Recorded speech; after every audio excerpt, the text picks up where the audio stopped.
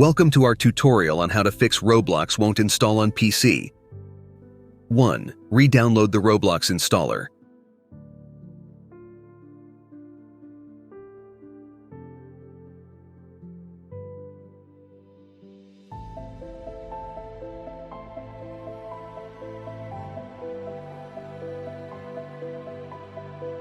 Two. Run Roblox Player Launcher X with administrator rights. 3. Remove the Roblox folder. 4. Allow Roblox through your firewall. 5. Try installing Roblox from the Microsoft Store. 6. Clear the Microsoft Store cache.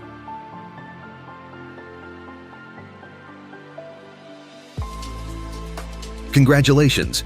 You have learned how to fix Roblox won't install on PC. Thank you for watching our guide.